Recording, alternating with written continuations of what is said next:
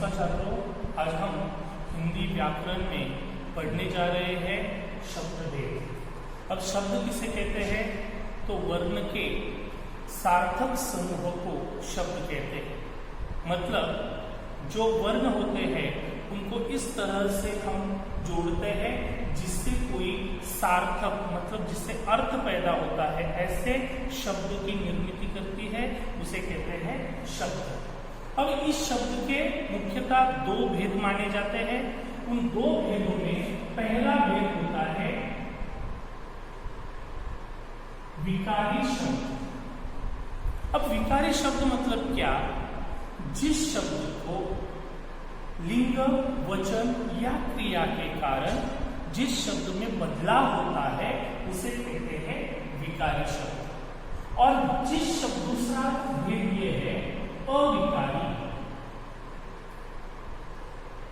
अविकारी का अर्थ है कि लिंग, वचन या क्रिया के कारण जिस शब्द में कोई भी किसी भी प्रकार का बदलाव नहीं होता उसे कहते हैं अविकारी शब्द।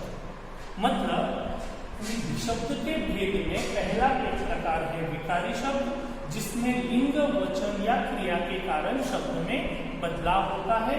जैसे उदाहरण के तौर पर हम देखेंगे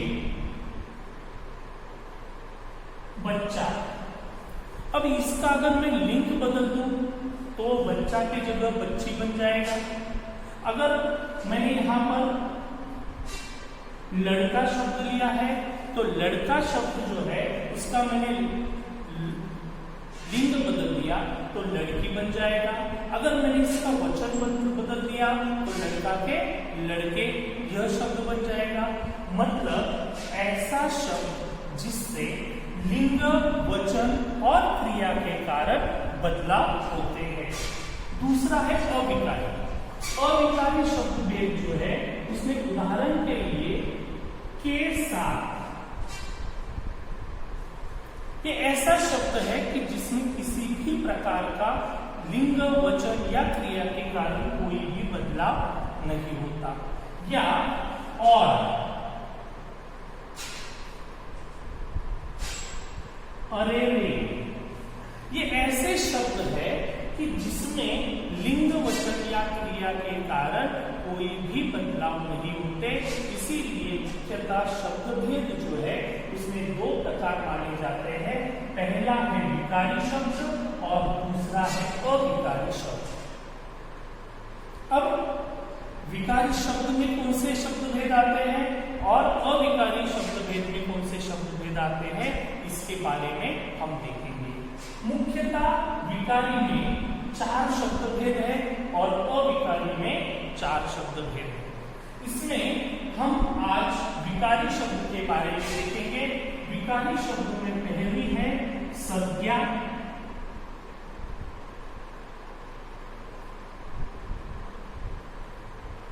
दूसरा है सर्वनाम, तीसरा है विशेषण और चौथा है क्रिया। तो इस प्रकार से शब्द भेद के मुख्यतः 2 प्रकार होते हैं, विकारी और अविकारी। विकारी शब्द भेद में हमें संज्ञा, सर्वनाम, विशेषण और क्रिया, यह 4 मुख्य शब्द भेद पाए जाते हैं। तो आज के पाठ में हम संज्ञा, इस शब्द के या इस शब्द भेद के बारे में हम अधिक जानकारी देखने वाले। नमस्कार छात्रों, तो आज हम संज्ञा, इस शब्द भेद के बारे में अधिक जानकारी देखेंगे। संज्ञा की परिभाषा यह है, वैसे तो संज्ञा की 2 परिभाषाएं हम कह सकते हैं। पहली है जो किताबों में दी जाती है।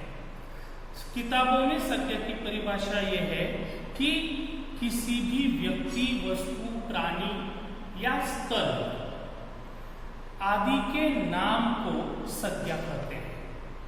किसी भी व्यक्ति हो कि कोई वस्तु हो, प्राणी हो, स्थान हो या गुण, भाव आदि के नाम को संज्ञा कहते हैं। यह हो गई संज्ञा की पुस्तकों में दी गई, किताबों में दी गई परिभाषा।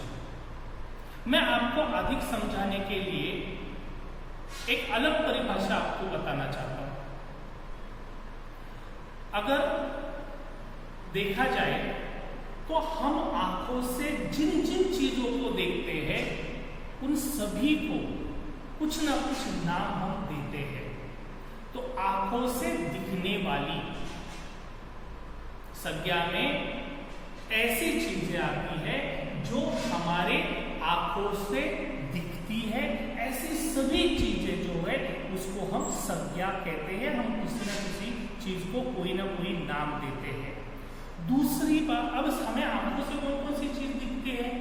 तो मेरे सामने आप बच्चे बैठे हुए हैं, ये सामने खिड़की है, दरवाजा है, कुर्सी है, टेबल है, ये सारी जो आंखों से दिखने वाले, सामने पर्वत है, पक्षी है, पेड़ है, ये सारी आंखों से दिखने वाली चीजें जो है वो संज्ञा होती है। दूसरा पॉइंट ये है कि जो आंखों से हम नहीं देख सकते, ऐसी चीजें जिनको हमने कुछ ना कुछ नाम दिए हुए हैं, वो है नहीं है हमें पता नहीं।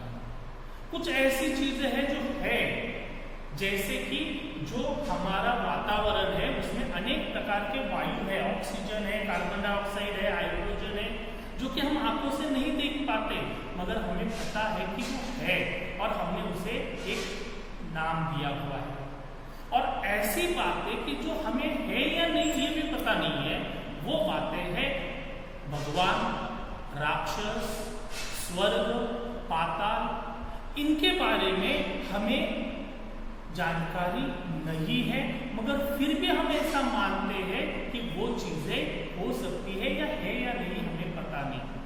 तो इस प्रकार से 3 भागों में हम इस संज्ञा के परिभाषा को समझ सकते हैं। पहला है आंखों से दिखने वाली चीजें, दूसरा है आंखों से न दिखने वाली चीजें, और तीसरा है आंखों से हमें है या नहीं है ये पता नहीं ऐसी चीज। उनमें कुछ भाव भी होते हैं, कुछ स्वभाव भी होते हैं, और इन सब को हमने कुछ ना कुछ नाम दिया हुआ होता है। जैसे कि शक्कर जो है वो मीठी है, तो मिठास ये उसके अंदर का भाव जो है उसे हमने वो नाम दिया है मिठास।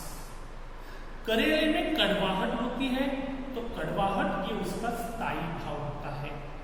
साथ ही हमारा स्वभाव जो है वो भी अलग अलग होता है, तो हमने उन स्वभावों को भी अलग अलग नाम दिए गए हैं। नमस्कार छात्रों, पिछली वीडियो में हम लोगों ने संज्ञा के बारे में या संज्ञा की परिभाषा हमने देखी। इस वीडियो में हम लोग संज्ञा के भेद देखने जा रहे हैं। उसमें पहला भेद है जातिवाचक संज्ञा। जातिवाचक संज्ञा मतलब उसकी परिभाषा ये है कि जो शब्द किसी विशिष्ट वस्तु, प्राणी या स्थान के पूरी जाति को बोध कराता है उसे जातिवाचक संज्ञा कहते हैं। मतलब उदाहरण के तौर पर अगर हम देखें पाठशाला,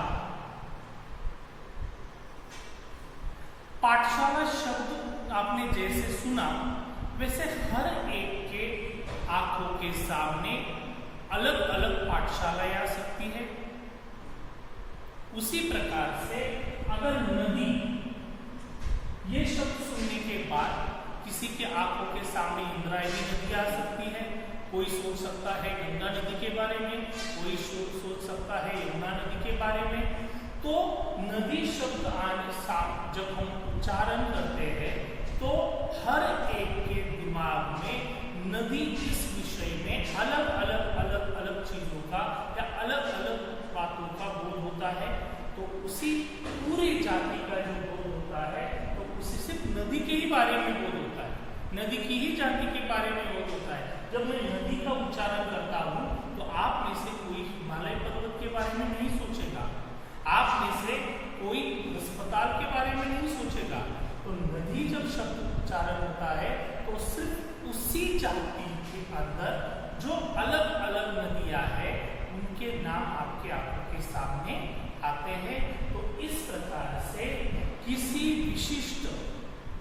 ऐसा शब्द जो उसी जाति के अलग अलग कोई वस्तु हो, प्राणी हो या स्थान हो, उसी के बारे में, जाति के बारे में जब आप सोचते हो तो वो होता है जातिवाचक संज्ञा।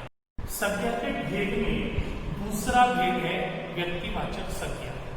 तो व्यक्तिवाचक संज्ञा की परिभाषा यह है कि किसी विशिष्ट व्यक्ति या वस्तु या स्थान को जो हम नाम देते हैं उसे कहते हैं व्यक्तिवाचक संज्ञा। अब पहला जो भेद था जातिवाचक संज्ञा, इसमें हम किसी विशिष्ट जाति के बारे में हम सोचते थे, विशिष्ट प्रकार के बारे में हम सोचते थे। पर्वत मतलब अलग अलग पर्वत उसमें आते थे, मतलब हर एक के दिमाग में अलग पर्वत का नाम आता था।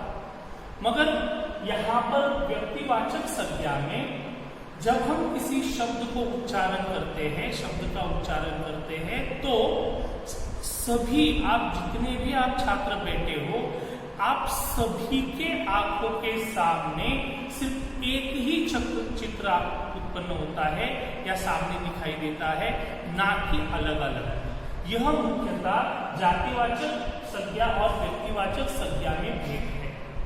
जैसे यहाँ पर जातिवाचक संज्ञा में पर्वत शब्द का उच्चारण करने के बाद पर्वत शब्द जो है इसमें अलग अलग पर्वतों के नाम आप बता सकते हो, मगर व्यक्तिवाचक संज्ञा में आप सभी छात्रों के आंखों के सामने एक ही और एक ही चीज, वस्तु या व्यक्ति का नाम या वो व्यक्ति सामने आती है। जैसे उदाहरण के तौर पर मैं यहाँ पर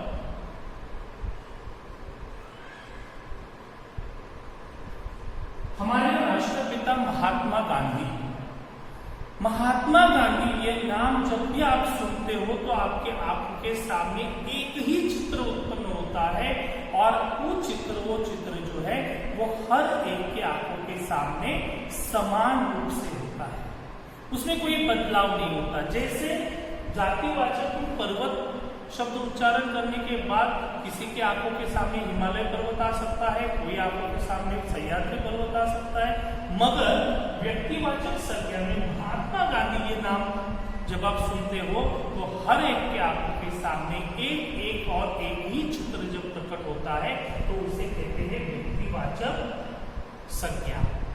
अनेक उदाहरण इसमें आप दे सकते हो, जैसे ताजमहल। ताजमहल जब आप नाम सुनते हो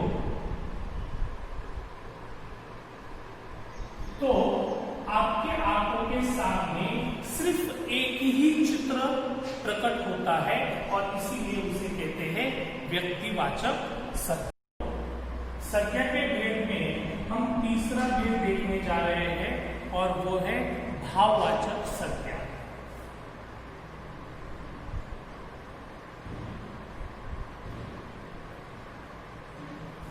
अब भाववाचक संज्ञा की परिभाषा हम देखेंगे कि जो शब्द किसी व्यक्ति, वस्तु के भाव, गुण या अवस्था के बारे में बताता है उसे कहते हैं भाववाचक संज्ञा। आपको तो यह पता है कि हर वस्तु हो या प्राणी हो, व्यक्ति हो, हर चीज की, हर वस्तु, प्राणी, व्यक्ति की अपनी एक विशिष्ट, अपना एक भाव होता है, अपनी एक अवस्था होती है या अपनी एक विशेषता होती है। उस भाव को, उस विशेषता दर्शाने वाले शब्द को भाववाचक संज्ञा कहते हैं। जैसे कि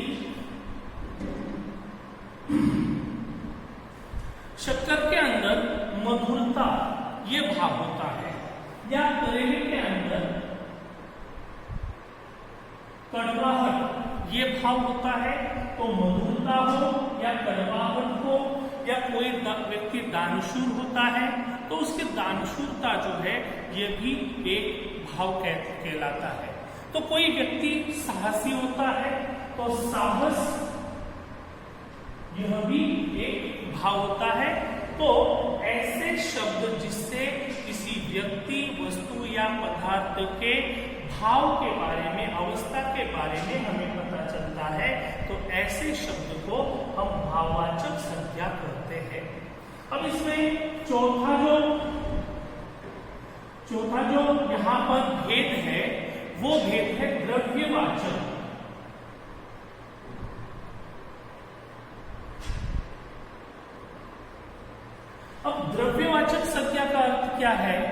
कि जो शब्द किसी वस्तु, द्रव्य या पदार्थ का बोध कराता है उसे कहते हैं द्रव्यवाचक संज्ञा। अब कोई वस्तु, पदार्थ या धातु के बारे में जब हम बताते हैं तो मुख्यतः अगर और सरलता से हम उसे देखेंगे तो ऐसे शब्द,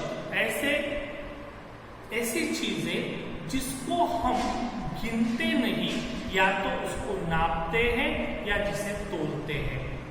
जैसे उदाहरण के तौर पर मैं कहता हूं दूध को हम तोलते हैं, 1 लीटर 2 लीटर इसमें हम तोलते हैं। जैसे यहाँ पर गेहूं जो है, गेहूं को हम क्या करते हैं, गेहूं को हम तोलते हैं। या कपड़े को हम नापते हैं। तो पानी हो, कपड़ा हो, गेहूं हो, ऐसी चीजें जिनको हम या तो तोलते हैं या नापते हैं, ऐसी सारी चीजें जो है वो द्रव्यवाचक संज्ञा में आती है। संज्ञा के भेद में अब आखिरी जो भेद है वो है समूहवाचक संज्ञा। समूहवाचक संज्ञा का अर्थ क्या है? समूहवाचक संज्ञा की परिभाषा है कि ऐसा शब्द जिससे किसी विशिष्ट व्यक्ति, वस्तु या पदार्थ के समूह का बोध होता है। जैसे कि लोग जो है एक आदमी या व्यक्ति है, मगर एक से ज्यादा अगर आदमी या व्यक्ति जब इकट्ठा होते हैं तो उस समूह को हम भीड़ कहते हैं। उस समूह को हम भीड़ कहते हैं। जैसे एक फूल है मगर अनेक फूलों का हम इकट्ठा करें तो वो फूलों का गुच्छा बन जाएगा। तो इस प्रकार से चाहे गुच्छा है, झुंड, भीड़ या सैनिकों का दल है, तो ये सारे शब्द जो है ये समूहवाचक शब्द कहलाते हैं। तो बच्चों, इस प्रकार से आज हमने संज्ञा के भेद में जो पहला भेद है वो है जातिवाचक संज्ञा, दूसरा भेद है व्यक्तिवाचक संज्ञा, तीसरा भेद है स्वभाववाचक संज्ञा, चौथा है द्रव्यवाचक संज्ञा और पांचवा समूहवाचक संज्ञा। यह संज्ञा के 5 भेद हमने यहाँ पर देखे हैं। मुझे आशा है कि आपको यह जो भेद है यह अच्छी तरह से समझ में आए हों। छात्रों, आज हमने संज्ञा और संज्ञा के भेद देखे। उसी प्रकार से उस भेद से जो उदाहरण है वो भी हम लोगों ने देखे हैं। आपको गृहकार्य ये करना है कि मैंने जो संज्ञा के भेद बताए हैं और उसको स्पष्ट करने के लिए आपको जो उदाहरण दिए हैं, इन उदाहरणों के अलावा आपको हर भेद के 5 उदाहरण आपको लिखने हैं। यह आज का गृहकार्य है कि आपको 5 भेद है और 5 भेद के हर भेद के 5-5 उदाहरण, ऐसे उदाहरण लिखने हैं जो कि मैंने यहाँ पर नहीं दिए हुए हैं। ये आज का आपका गृहकार्य है। धन्यवाद।